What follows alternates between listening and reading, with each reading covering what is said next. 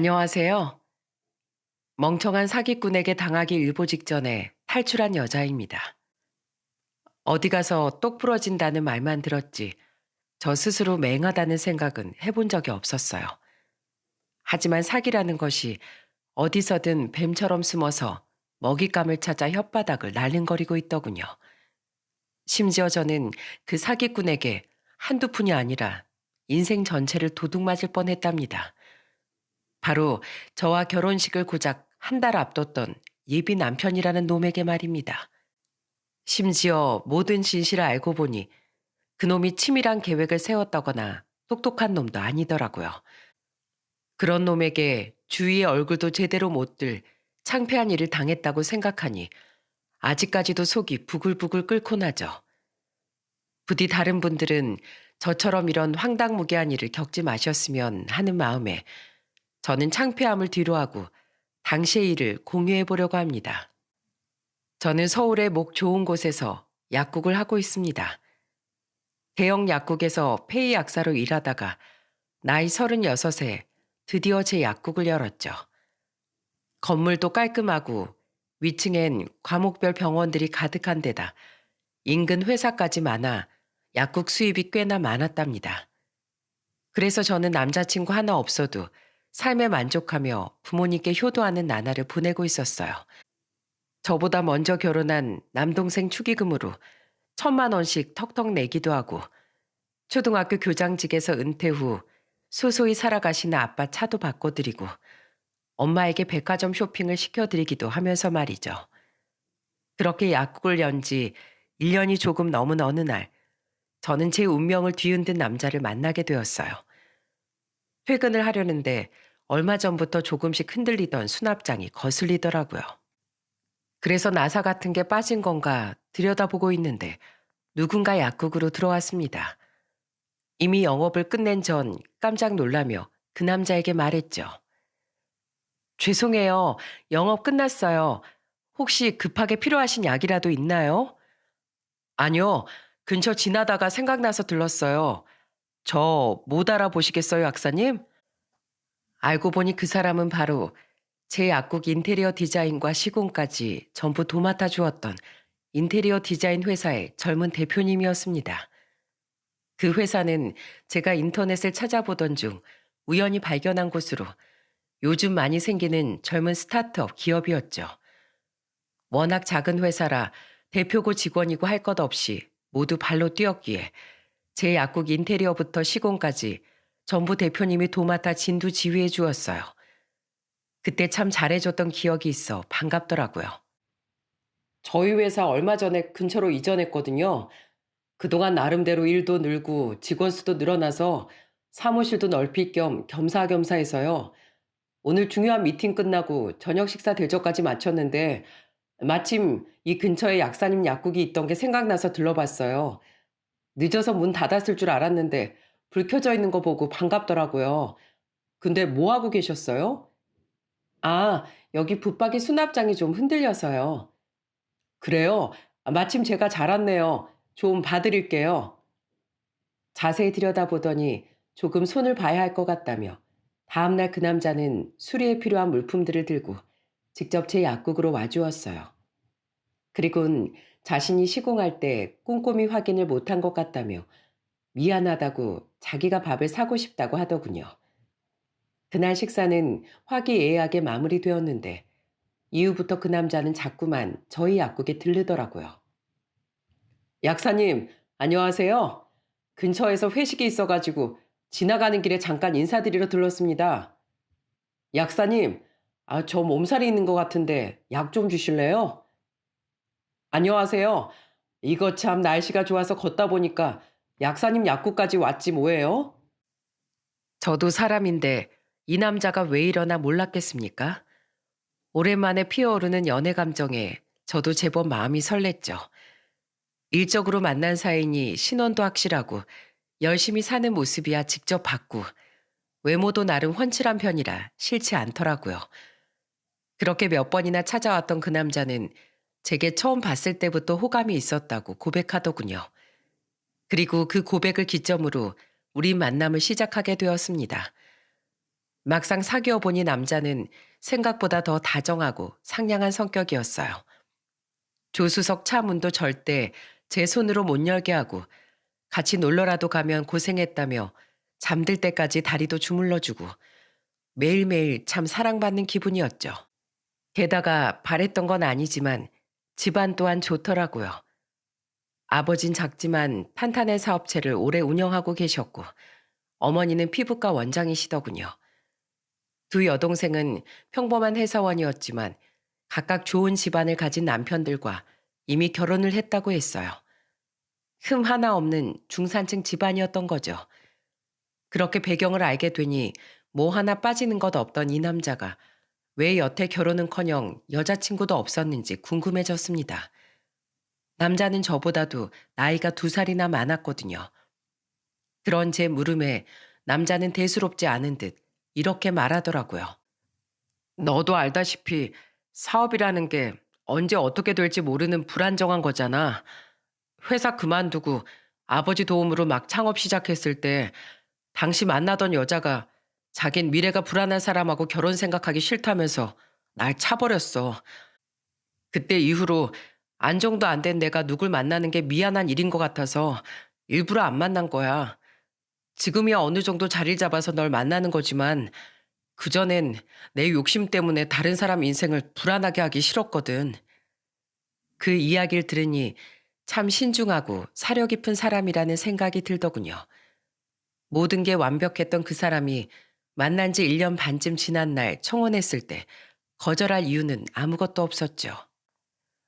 우린 부모님들께 상의 후 거의 1년 뒤의 날짜로 예식장을 예약했습니다. 마음에 드는 예식장 잡기가 생각보다 힘들더라고요. 인기 많은 예식장은 이미 1년 전부터 예약이 차기 시작했으니까요. 어차피 서로 일이 바빴던지라 우린 여유롭게 결혼 준비를 시작했어요. 결혼식을 앞둔 6개월 전부터 우린 본격적인 양가 인사와 상견례를 진행했는데요. 특히 상견례 때 부모님들끼리의 분위기가 굉장히 화기애애했습니다. 양가 부모님들께선 벌써부터 서로 사돈어른, 사부인하며 친근한 분위기를 만드셨어요. 사돈어른, 사부인, 두 분께서는 어쩜 따님을 이렇게 예쁘고 똑똑하게 키우셨습니까? 저희 집에 첫인사 온 날 딱 보고 우리 종민이가 도둑놈이다 싶더라니까요. 흠 많은 아들놈 장가 보내는 게 부모로서 얼마나 걱정되고 송구스러운지 모르실 겁니다. 우리 종민이 사위로 받아주셔서 정말 감사드려요. 흠이라니요? 여보, 오늘 상견례 자리에선 좋은 이야기만 하자고 나랑 약속했었잖아요. 신경 쓰지 마세요, 사부인. 우리 남편은 어딜 가든 저런 걱정이 입버릇이랍니다. 좋은 자리니 좋은 말만 하라고 그렇게 당부를 했는데 에이, 또 이러네요. 그냥 자식 가진 부모의 염려라고 생각해 주세요. 아이고, 불판에 고기가 다 식겠네요. 이 한정식집 갈비가 특히 맛있다기에 코스로 시킨 건데 많이 드셔야죠. 당신도 얼른 이거 입에 넣어요. 예비 시부의 말에 예비 시모는 황급히 말을 돌리더라고요. 그때 뭔가 이상하다는 걸 눈치채야 했습니다. 하지만 그럴싸하게 둘러댄 예비 시모의 말에 저도 저희 부모님도 그땐 아무 생각이 없었어요. 이 점잖은 집안과 저에게 지극정성이던 그놈이 설마 뒤구린 짓을 했을 거라곤 상상도 못했으니까요. 드라마를 볼 때나 이런 사연을 들을 땐 저놈 저거 이상한데?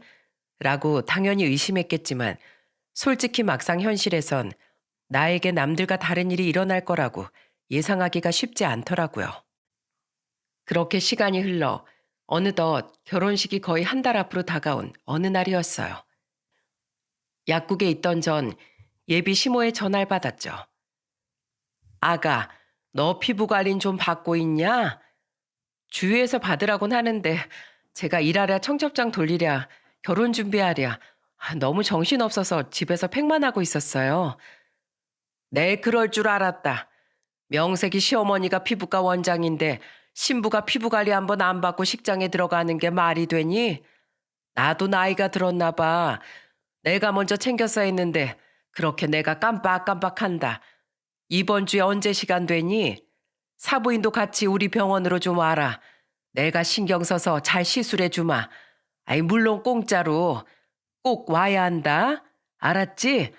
새 신부는 피부가 생명이야. 아무리 곧 시어머니 될 분이라고 해도 병원까지 들락거리는 건 좀 조심스럽더라고요. 그래서 예비 남편에게 상의해 볼까 하다가 그냥 그만두었습니다. 당시 개인이 아닌 큰 고객사를 잡게 될 것 같다며 예비 남편은 회사 일로 굉장히 정신없던 때였거든요. 피곤에 쩔어 퇴근했다는 연락도 겨우 하던 사람에게 이런 일로 피곤하게 만들고 싶지 않았어요. 그리고 엄마는 제 이야기를 듣고 이럴 땐 가는 게 도리라고 말씀하시더군요. 나중에 더 좋은 선물을 우리가 대신 해드리면 되지. 사부인 입장에서 뭐든 더 해주고 싶어서 그런 말씀 했을 텐데 어른도 제안을 거절당하면 무한한 법이야. 그렇게 전 평일인 어느 날 엄마와 함께 예비 시모의 병원을 방문했습니다. 당시 시간이 좀 자유로웠던 게 결혼 준비하느라 바쁘기도 하고 신혼여행도 떠나 했기에 단기로 일해주던 페이 약사가 한 분 계셨거든요. 아유, 우리 며느리 왔어? 오셨어요, 사부인. 찾아오시느라 고생 많으셨어요. 고생은요. 대로변에 딱 있는 게 찾기가 쉽더라고요. 저야말로 저까지 초대해 주셔서 감사드립니다. 제가 당연히 신경 써야죠. 우리 귀한 며느리 일인데. 잠시만요. 오늘 무슨 날인지 갑자기 예약이 엄청 몰려서 손님이 좀 많네요. 혹시 시간 괜찮으시면 저쪽 방에서 우리 직원 한 명이 두 분을 같이 케어해드려도 괜찮을까요? 그럼요.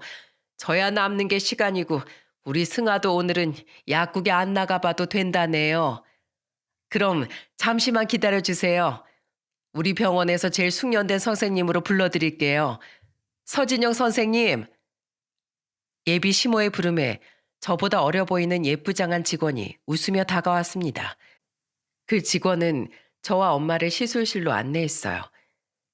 시술 침대가 딱 2개뿐인 방이라 예비 시모가 저와 엄마를 신경 써주고 있다는 느낌이 들었죠. 따님부터 시술 들어갈게요. 그 여직원은 나긋나긋한 손길로 제 얼굴을 만지기 시작했습니다. 예비 시모의 말대로 숙련된 직원임이 느껴졌어요. 나란히 침대에 누운 엄마와 저는 얼마 안 남은 결혼에 관해 이야기를 나누었습니다. 그런데 그때 아무 말 없이 듣고 있던 그 직원이 제게 말을 걸더라고요. 저희 원장님 아드님하고 결혼하시는 거죠? 정말 축하드려요. 원장님 말씀 들어보니까 직업도 약사시라던데 얼굴도 고우시고 다 가지셨네요. 아유, 이 아가씨 말씀 참 듣기 좋게 하시네. 우리 딸이 좀 잘나긴 했죠? 그러게요. 근데 손님은 원장님 아드님이랑 만난 지 얼마나 되신 거예요? 만난 건 소개예요? 전 언제 누굴 만나서 결혼하나 요새 생각이 많아져서 궁금하네요. 3년도 더 전에 제 약국을 오빠가 인테리어 공사해줬어요. 그 뒤로 한 1년쯤 뒤인가? 오빠 회사가 근처로 이사 오면서 오빠가 계속 찾아오더라고요. 치근되셨구나. 그죠? 네. 대놓고 말하면 뭐 그런 거죠. 그 나이 될 때까지 자리 못 잡은 자기 사업 때문에 여자 불안하게 만들기 싫었다고 혼자였던 것도 그렇고 또 성실하고 책임감 있는 모습도 그렇고 참 좋은 사람인 것 같아서 여기까지 왔네요. 손님은 원장님 아드님이 좋은 분이라고 생각하세요? 그럼요. 그러니까 결혼을 결심했죠. 아, 선생님은 오빠랑 아는 사이라고 하셨죠? 선생님 눈엔 제 남편이 좋은 사람 같진 않나요? 음, 네. 네? 좋은 사람 아니라고 생각한다고요. 깜짝 놀랐습니다. 부드럽던 직원의 말투가 갑자기 싸늘하게 변하더니 의도 모를 말을 내뱉었으니까요. 엄마도 놀랐는지 몸을 일으켜 침대에 걸터 앉으시더군요. 아가씨, 우리 사위한테 무슨 억하심정이 있어요? 저 또한 의아한 표정으로 제 머리맡의 직원을 쳐다보려 노력했습니다. 바로 그때 여직원의 입에서 나온 말을 듣고 엄마와 전 순식간에 자리에 얼어붙었어요. 네, 있어요. 그거 아세요? 어머님 따님이 믿어 의심치 않은 예비 남편 한 번 결혼했다가 1년 만에 이혼당하고 돌아온 거요. 전처가 지금 그 인간 애도 맡아 키우고 있어요. 순간 정적이 흘렀습니다. 그 직원 또한 제 얼굴을 만지던 손을 멈추더군요. 저는 조금 전 엄마처럼 자리에서 벌떡 일어나 앉아 고개를 돌려 그 직원을 쳐다봤어요. 그때 엄마의 입은 아예 떡 벌어져 있더라고요. 저는 이제 웃음기가 싹 가신 굳은 표정의 직원에게 물었습니다. 저기, 지금 그쪽이 뭐라고 한지 알고 말한 거예요? 지금 제 예비 남편, 이 병원장 아들 이종민에 대해 말하고 있는 거 맞아요? 네, 맞아요. 손님은 그동안 감쪽같이 모르셨죠? 오늘 직원들한테 원장님이 새 며느리랑 사부인 온다고 입단속 철저하게 시키셨어요. 손님이랑 손님 어머닌 아들이 재혼인 걸 모르니까 행여나 말실수하지 말라고요. 첫 결혼을 불과 4년 전에 해서 저 포함한 오래된 직원들은 그 결혼식에 다녀오거나 최소한 축이라도 했었거든요. 결혼식에 간 직원들끼리 신랑 신부 이름 써져 있는 안내판 앞에서 사진도 찍었는데 원하시면 나중에 그 사진도 보여드릴게요. 그 직원은 휴대폰을 한참 뒤지더니 정말로 자신이 말한 사진을 보여주더라고요. 정말 기가 차서 말이 안 나오더군요. 고작 결혼식이 일주일 남았는데 이제 와서 이런 청천벽력 같은 진실을 알게 되다니 말입니다. 놀란 전 말을 더듬거리며 물었어요. 근데 입단속 당했다면서 왜 저랑 엄마한테 이 사실을 알려주는 거예요? 혹시 뭐 원하는 거라도 있는 거예요? 돈? 아니요. 그딴 건 필요 없어요. 제 휴대폰 좀 계속해서 보시겠어요? 그 이유가 여기 있거든요. 그 직원은 휴대폰 사진첩을 손가락으로 휙휙 넘기더군요. 그리고 연달아 우리의 눈에 보여진 사진들을 보고 저와 엄마는 경악을 하다못해 뒤로 나자빠질 뻔하고 말았습니다. 그곳엔 조금 전 들은 것보다 훨씬 추악한 진실이 담겨 있었거든요. 이, 이건 이서방 아니냐? 아니, 근데 왜 아가씨가 우리 사위팔에 팔짱을 끼고 저 남사스러운 짓들을 하고 있어? 저기 선생님, 아니, 서진영 씨라고 했나요? 진영 씨, 이거 대체 무슨 의미예요? 지금 이 사진들 누가 봐도 연인 같은데 혹시 제 눈에만 그렇게 보였나요? 아니요, 맞게 보셨어요. 저 종민 씨랑 엄청 오래 만났어요. 심지어 지금도 만나고 있어요. 보실래요? 다정하게 뽀뽀하는 사진, 갖가지 스킨십 하는 사진, 심지어 태국으로 가는 비행기 티켓을 들고 사이좋게 공항에서 찍은 사진도 있더라고요. 누가 봐도 둘이서 해외여행을 가는 날 찍은 것 같았죠. 경악한 우리를 뒤로하고 그 여자는 반쪽이라고 저장되어 있는 전화번호로 전화를 걸더군요. 너무도 낯익은 그 번호는 제가 몇 번이고 외웠던 예비 남편의 전화번호였어요. 그리고 스피커폰으로 해둔 그 직원의 휴대폰 너머에서 들린 예비 남편의 목소리를 듣고 저는 담요를 꽉 움켜잡았네요. 자기, 미안한데 나 오늘 중요한 미팅 준비하느라 바쁘거든? 나중에 통화하자. 사랑해. 한 줄의 대사로 모든 걸 알 수 있겠더라고요. 그 직원의 대답도 듣지 않고 그놈의 전화는 끊겼습니다. 그리고 그때부터 그 직원은 우리에게 아주 충격적인 진실을 털어놓기 시작했죠. 저랑 종민 씨, 제가 이 병원에 들어온 지 얼마 안 됐을 때부터 병원장님 몰래 만났었어요. 병원장님 보러 여기 왔던 종민 씨가 그 뒤로 병원장님 몰래 퇴근하는 저 기다리면서 엄청 치근덕 됐었거든요. 그 인간 엄청 잘해줬죠?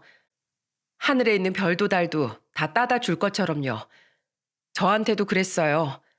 그래서 전 그놈이 제 운명이라고 믿었어요. 저한테 대뜸 자기 결혼한다고 통보하기 전까지는요. 아니, 잠깐, 그쪽을 만나면서 전처랑 결혼 준비를 했었다는 거예요, 지금? 네, 손님이 들어도 기가 막히죠? 그놈이 그런 놈이에요.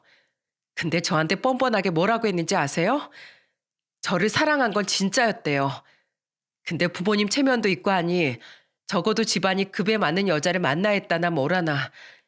자기도 현실을 위해 눈물을 머금고 그런 선택을 했대요. 그 여자랑 결혼 얘기 오가면서도 저한테 너무 미안해서 사실대로 말을 못했다나요? 진짜 자존심이 너무 상해서 눈물이 멈추질 않더라고요. 그러면서 저한테 기왕 이렇게 된 거 좋은 게 좋은 거라고 자기가 1,000만 원 줄 테니까 자기 엄마한테도 말하지 말고 조용히 정리하자고 했어요. 병원장님이 아시면 저를 병원에 계속 데리고 있겠냐고요. 근데 더 화가 났던 게 뭔지 아세요? 제가 그 돈의 유혹에 넘어갔다는 거예요. 그때가 저희 아빠가 갑자기 쓰러지고 가세가 엄청 기울었던 시기여서 저 버스비도 아끼려고 집까지 걸어 다니던 때였거든요. 돈이 절실했었다고요. 그 사실을 누구보다 잘 알고 저를 돈으로 입막음했던 거죠.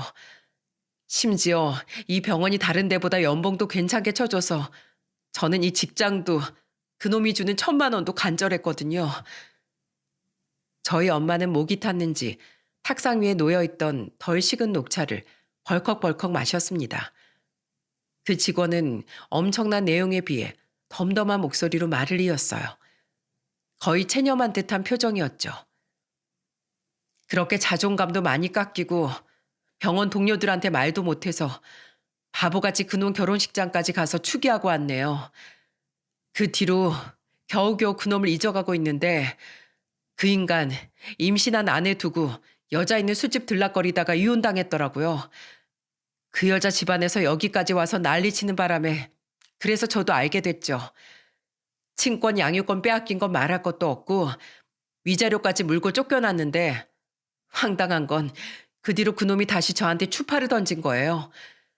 저희 집까지 찾아와서 울고불고 막상 결혼해보니 널 못 잊어서 방황했다. 껍데기뿐인 결혼 생활이 괴로워서 막 살아보려고 그런데도 들락거렸던 거다.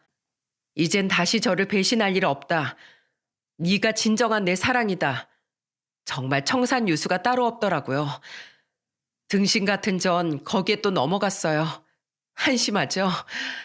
그렇게 한참 만나다가 저도 나이가 35인데 대체 언제 결혼하냐고 보채니까 그놈이 결국엔 결혼하자고 하더라고요.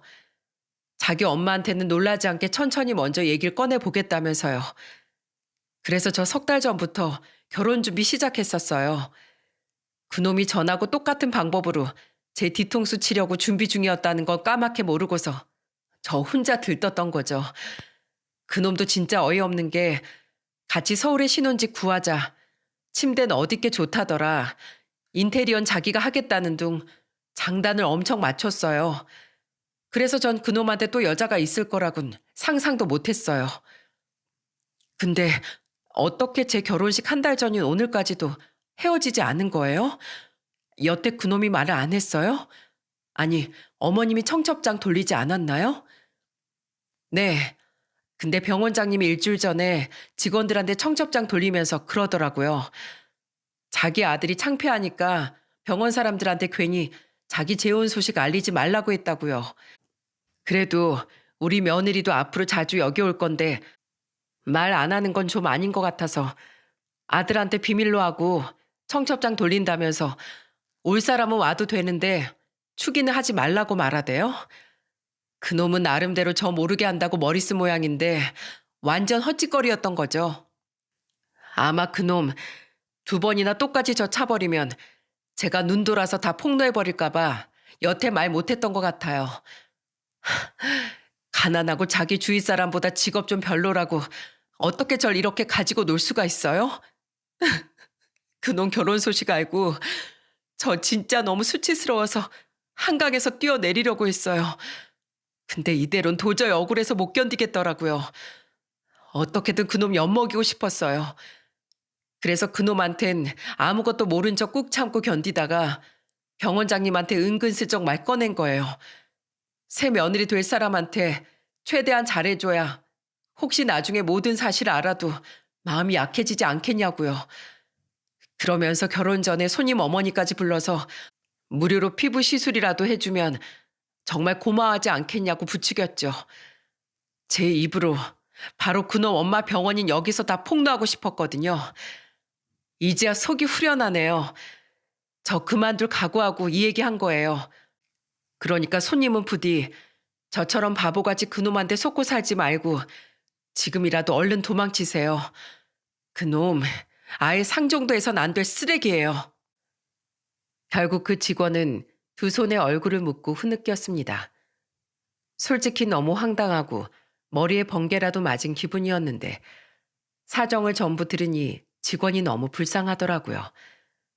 그래서 전 저도 모르게 그 직원의 어깨를 감싸 안고 달래주었어요. 반면 저희 엄마는 그대로 시술실 문을 벌컥 열고 소리를 지르며 달려가시더군요. 그 모습에 너무 놀라 저는 직원을 두고 엄마의 뒤를 다급히 쫓아갔어요. 엄마가 달려간 곳은 바로 병원장실이었습니다. 이야, 이 개 같은 여편네야. 깜짝이야. 사부인, 지금 그거 저한테 하신 말씀이세요? 예비 시모는 성난 황소 같은 엄마의 고함에 기겁한 표정이더라고요. 엄마는 그런 그 여자에게 삿대질을 하며 달려들었죠. 그럼 여기 너밖에 더 있어? 야, 이 망할 인간아. 감히 아들이 이혼하고 애까지 있는 걸 작정하고 숨겨? 앞에선 세상 고상한 척 하더니 이거 순 사기꾼 아니야? 네? 사부인이 그걸 어떻게 알면 거기다 네 아들 첫 결혼 전에도 그리고 지금도 불쌍한 여자 하나 꼬드겨서 양다리 걸쳤다더라. 심지어 지금까지도 안 헤어지고 오히려 그 여자랑도 결혼 준비 중이었대. 이게 무슨 똥개 똥구멍 핥는 소리야? 대체 가정교육을 어떻게 받았길래 결혼할 길 우습게 하냐고. 내 딸 마음이 아주 산산조각 났어. 이 양다리요? 사부인, 잠시만 진정 좀 하세요. 전 정말 모르는 일이에요. 승아가 있는데 우리 애가 누구랑 결혼 준비를 해요? 그 누구가 저예요, 병원장님. 뭐라고, 진영 씨? 손님들이든 직원이든 할 것 없이 다들 나와서 구경을 하더군요. 그 난장판을 잠재운 사람은 바로 그 여직원이었어요. 언제 시술실에서 나온 건지 여직원은 예비 시모를 향해 단호한 어조로 말했습니다. 그 불쌍하고 한심한 여자가 바로 저라고요. 병원장님은 모르셨죠? 그놈이 절 몇 년에 걸쳐 가지고 놀았다는 걸요. 처음에 저랑 결혼한다고 절 찼을 땐 입막음 비용으로 저한테 1,000만 원이나 줬어요. 그런 놈이 자기 엄마랑까지 합심해서 또 다른 여자 인생을 망치려는데 제가 그걸 어떻게 두고 봐요? 저 이렇게 비참하게 만든 놈 이렇게 다 까발려서라도 인생 망쳐버리고 싶었다고요. 병원장님 자식 교육 정말 단단히 잘못시킨 거세요.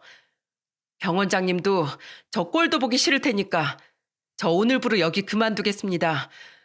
저도 이제 그놈 인생 근처에도 있고 싶지 않거든요. 들었지?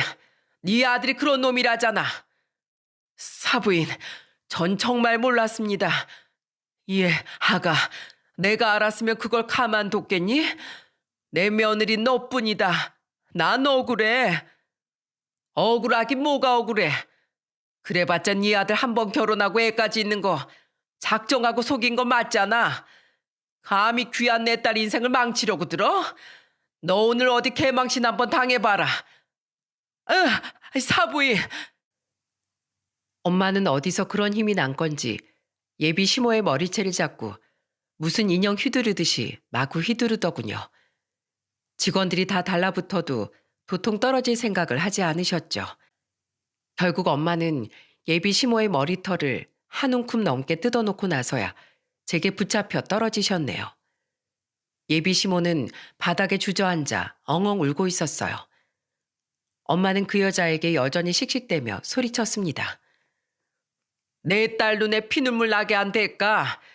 내가 네 아들한테도 단단히 치러줄게. 에이, 겉만 번지를 한 쌍놈의 집안 같으니라고. 여기 손님들 다 보셨죠? 자기 아들 정체 속이고 남의 딸 인생 망치려고 한 몹쓸 여자가 바로 이 병원 주인이랍니다. 그런 파렴치한 여자가 여러분들한테 시술이나 정직하게 하겠어요? 다들 알아서 잘들 판단하세요. 엄마는 급하게 짐을 챙겨 저를 병원에서 끌고 나오려다가 멍하니 서 있던 여직원의 팔까지 휙 낚아채 함께 병원 밖으로 나가시더군요. 얼른 가방과 옷을 챙겨오라는 엄마의 말에 여직원은 얼떨떨한 표정으로 자기 짐을 가지고 나왔죠. 병원에서 조금 떨어진 곳까지 나오자 엄마는 그 여직원에게 이렇게 말하셨습니다. 아가씨, 아주 당차게 말 잘했어. 그리고 그 얘기 우리한테 다 털어놔줘서 정말 고마워. 아니에요. 저도 순전히 선유란 말은 아니었는데요, 뭘. 그래도 고마워. 자, 이거 받아. 집에 택시 타고 가. 네? 엄마는 그 직원에게 5만 원짜리 한 장을 쥐어주시더군요. 그리고 여직원의 손을 꼭 잡고 한 엄마의 말에 직원은 눈물을 터뜨리고 말았어요. 타고 가. 울어서 눈이 퉁퉁 부었는데 그 몰골로 대중교통 타고 가면 민망하잖아. 그리고 아가씨 휴대폰 줘. 나랑 우리 딸 번호 찍어줄게. 힘들 때 친구도 좋은데 너무 창피해서 힘들다고 얘기 못하겠으면 사정 다 아는 우리한테 연락해서 기대. 서로 추한 걸 본 사람들끼리 그놈 욕이나 실컷 하자고. 내 말 무슨 말인지 알겠어? 이건 아가씨가 잘못해서 당한 일이 아니라 몹쓸 놈한테 잘못 걸린 피해자가 하필 아가씨였을 뿐이야. 내 딸처럼 말이야. 그러니까 이깟 일로 한강에 뛰어드네 세상을 등지네 하지 말고 언제든지 연락해. 알았지? 우리 아들보다 어린 아가씨가 마음고생이 심했다고 생각하니 내가 마음이 안 좋아서 그래. 추워. 얼른 택시 타고 가. 제가 밉지도 않으세요? 아까 저 달래주신 따님도 그렇고 그놈이랑 여태 만났던 제가 원망스럽지 않으시냐고요. 아가씨가 왜? 아가씨가 뭐 알고 그랬어? 이렇게 내 딸 인생을 구해주기까지 했는데 우리가 보답이라도 해야지. 맞아요, 진영 씨. 저 진영 씨 원망 안 하니까 그런 생각 마세요. 얼른 가요. 오늘은 따뜻한 차 한 잔 마시고 푹 자요. 감사합니다. 감사해요. 직원을 택시 태워 보내고 난 뒤 차를 집에 두고 왔던 우린 뒤에 택시를 잡아 타고 또 다른 복수를 위해 이동했습니다. 그렇게 우리가 내린 곳은 다름 아닌 제 예비 남편이었던 그놈의 회사 앞이었죠. 들어가 보진 않았어도 야근하는 그놈을 기다리러 그 회사 앞에 종종 갔었기에 위치를 알고 있었거든요. 이 모든 사달의 주범인 그놈을 도저히 가만둘 수가 없었죠. 저보다 엄마의 분노가 더 컸던 건지 엄마는 허리도 안 좋은 분이 계단을 2칸씩이나 성큼성큼 올라가시더라고요. 그리고는 어떻게 오셨냐는 직원의 물음이 끝나기도 전에 말하셨습니다. 나 여기 대표 장모 될 사람입니다. 이종민 어디 있어요? 네?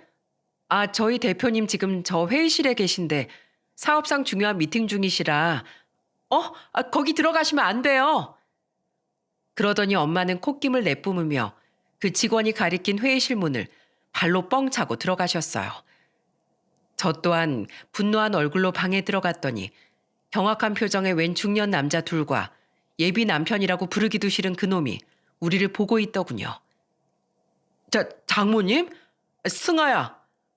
장모 같은 소리 하고 있네. 이 오물덩어리 같은 놈아.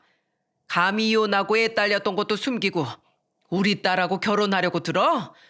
그것도 집안이 다 같이 짜고? 이런 쌍놈의 집안 같으니라고. 거기다가 뭐? 다른 여자랑 결혼 준비까지 또 하고 있었어?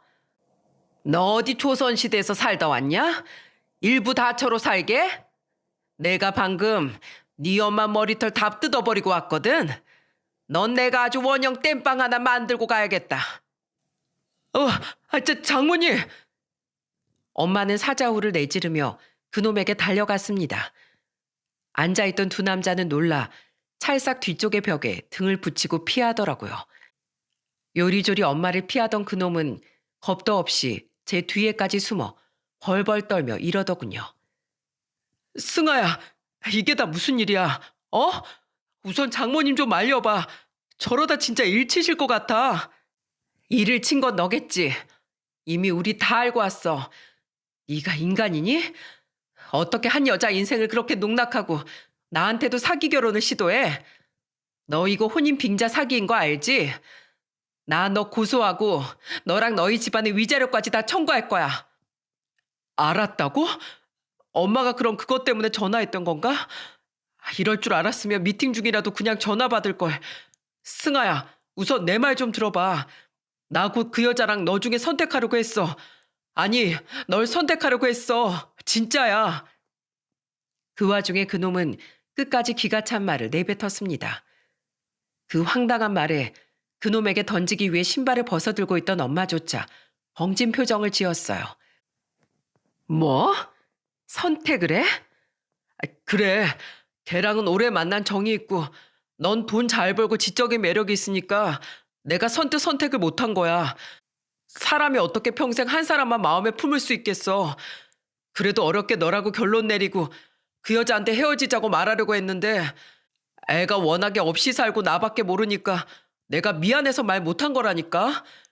조만간 진짜 돈 주고 입 막아서 정리하려고 했었어. 얘 진짜 뭐래니? 너 재벌이야? 뭐 돼? 다 돈으로 해결하고 다니게. 그럼 이혼하고 애 있다는 건 왜 속였는데? 뭐? 사업이 불안해서 여자 인생을 망칠까 봐 여태 여자를 안 만났던 거라고? 그럼 네가 여태 만나고 결혼까지 했던 그 여자들은 유령이냐? 그건 우선 너랑 결혼하고 싶어서 그래서 그랬어. 말했잖아. 나 너 진짜 좋아했다니까? 그래서 널 잡으려고 그랬던 거야. 결혼하고 애 낳으면 말하려고 했어. 선녀와 나무꾼이냐? 도망 못 가게 애 셋 낳고 날개옷 감추는 소리 하고 있네. 이게 인테리어 설계하랬더니 어디서 여자 관계 설계하고 앉았어? 너 같은 놈은 매가 약이야. 저는 아직도 뒤에서 제 옷깃을 붙잡고 있던 그놈의 뒤통수를 세게 내리쳐 버렸습니다. 그놈은 악소리를 내며 바닥으로 나둥그러졌어요. 엄마는 벗어던졌던 신발로 그놈의 등을 마구 후드려 팼죠. 망할 놈, 이 썩을 놈, 내 딸 인생에 숨어든 지뢰 같은 놈. 너 같은 놈한테 깜빡 속아 넘어가서 사위라고 자랑하고 다닌 내가 나이를 아주 헛먹었다. 남의 인생 망치는 놈이 무슨 남의 인생이 녹아드는 인테리어를 하겠다고 회사를 운영해? 너, 네가 낳은 자식도 여태 한 번을 안 들여다봤다며? 뻔하지. 자기 자식도 내팽개치고 술집 들락거린 놈이 결혼이라는 게 얼마나 경건한 일인지 알기나 했겠어? 너나 네 부모나 똑같아. 이 망할 놈의 집안 아주 폭삭 망해버려라. 우리의 말을 들은 직원들은 차마 우릴 말릴 생각도 못하더라고요. 그 와중에 바닥에 엎드려 매타작을 당하던 그놈은 끝까지 아주 기가 찬 희대의 명언을 날려댔죠. 사랑이 죄야? 사랑이 죄냐고. 또라이 아닙니까? 저런 놈을 운명이라고 생각하고 결혼하려고 했던 제 자신이 수치스럽기까지 했습니다. 한바탕 푸닥거리를 하고 집에 돌아온 우린 아빠에게도 그 엄청난 사실을 알렸습니다. 그랬더니 아빠는 기함을 하면서 예비 시부에게 전화를 하시더라고요. 그런데 예비 시부는 정말 아무것도 모르고 있었더군요. 우리 아들이 이혼하고 애까지 있다는 걸 다 숨겼다고요? 분명 그놈이랑 제 아내가 저랑 우리 딸들한텐 승아한테 다 말했다고 했는데요. 그런 거짓말을 우리가 왜 합니까? 이거 어떻게 책임질 거요? 파혼이야 당연히 할 거지만 벌써 청첩장도 다 돌렸는데 우리 딸 아주 개망신 당하게 생겼어요. 죄송합니다, 사돈. 정말 죄송합니다. 어쩐지 그 망할 여편네 승아한테 같이 밥 한번 사주제도 요새 애들은 시부모가 그러는 거 싫어한다면서 말리더니 다 쿵쿵이가 있었구만.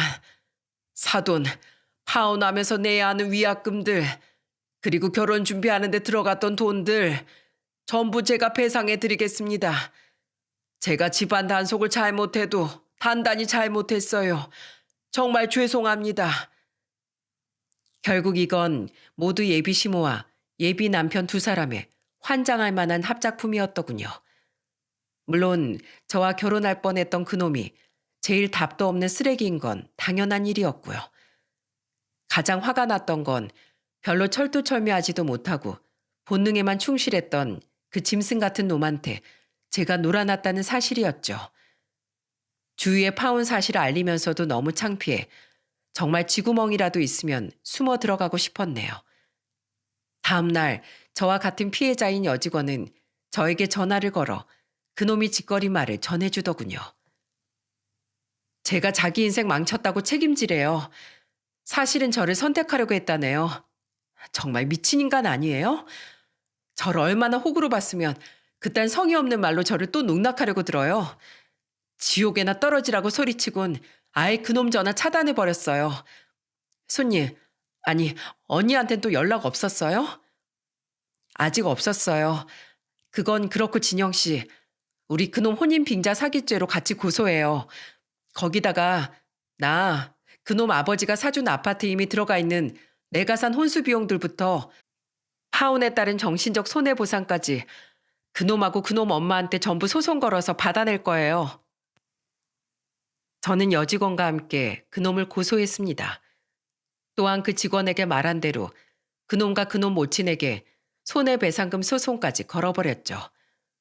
물론 얼마 뒤 예비 시부가 제게 산 혼수, 예식장 위약금 등 결혼에 들어간 비용에 대해 개인적으로 저에게 송금을 해주긴 했지만 그걸로는 분이 전혀 풀리지 않았거든요.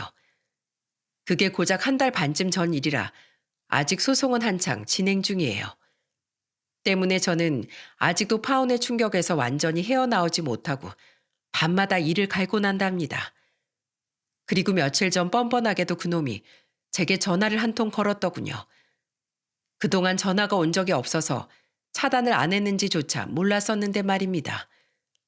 여태 제대로 미안하다는 말 한 번 들은 적이 없어 뭐라고 하려나 싶어 전화를 받아봤어요. 그리고 그놈의 말을 들은 저는 역시 이놈은 안 될 놈이었다는 걸 다시 한번 느꼈네요. 승아야, 술 마셨니? 어, 그냥 요즘 너무 답답해서 좀 마셨어. 승아야, 너 정말 진영이랑 같이 나한테 고소한 거 취하 안 해줄 거야? 솔직히 너도 나 만나면서 행복했잖아. 내가 준 그 행복이랑 내가 너한테 한 실수 퉁치는 셈 치고 고소 좀 취하해주면 안 될까?